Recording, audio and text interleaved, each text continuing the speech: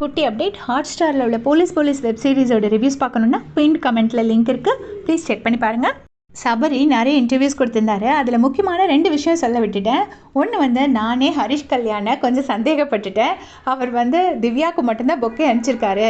சரி, அது வந்து திவ்யாவுக்கு மட்டும் அனுப்பிச்சா தப்பாயிடும் அப்படின்னு சொல்லிட்டு விக்ரமுக்கும் அனுப்பிச்சிட்டாரு அப்படின்னு சொல்லி நான் நினச்சிட்டேன்.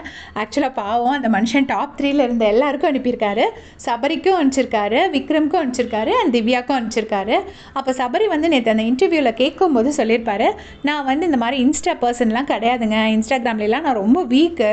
எனக்கு வந்து அந்த ஹரிஷ் கல்யாண் அண்ணன் வந்து இது அனுப்பியிருந்தார், ஒரு பொக்கே அனுப்பிச்சிருந்தாரு. அவங்கெல்லாம் கூட அதை ஸ்டேட்டஸை வச்சுருந்தாங்க, நான் அதை கூட ஒரு ஸ்டோரி போடலைங்க, அது கூட நான் போடுறது விட்டுட்டேன் அப்படின்னு சொல்லியிருப்பாரு.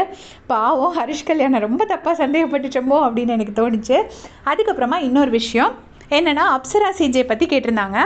அப்சரா சிஜே பற்றிட்டு என்னென்னா, அவங்களுக்கு அவங்க மேலே ஒரு க்ரஷ் இருக்குன்னு ஓப்பனாக சொல்லியிருக்காங்க.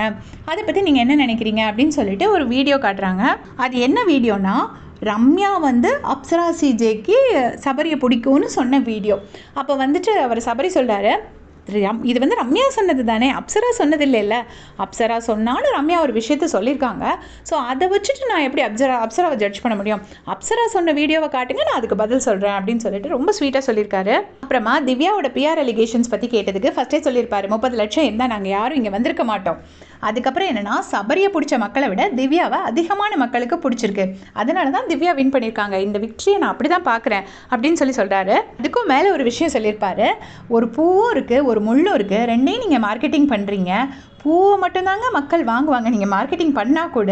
ஸோ ஒரு பொண்ணுக்கிட்ட ஒரு நல்ல விஷயங்கள் இருக்கிறதுனால தான் அந்த பொண்ணை பற்றி பிஆருமே பண்ண முடியும், இல்லாமல் பண்ண முடியாது அப்படின்னு சொல்லிட்டு அவ்வளோ ஸ்வீட்டாக திவ்யாவுக்கு சப்போர்ட் பண்ணியிருக்காரு. இத்தனைக்கும் ஒரு கண்டஸ்டண்ட்டை மக்கள் கூட அப்படி இப்படி பேசினா கூட அவர் வந்து 2nd பிளேஸில் வந்திருக்காரு. 1st பிளேஸ் வந்திருக்கிற ஒரு கண்டஸ்டண்ட்டை அவங்க நல்லா விளையாண்டுருக்காங்க. ஓட்டு பந்தயத்தில் 2 பேரும் ஒன்றா ஆடும்போது நம்ம கூட வந்து ஜெயிச்சாங்க போது நமக்கு சந்தோஷம் தானே, அதனால தான் விசில் அடித்தேன் அப்படின்னு சொல்லியிருப்பாரு.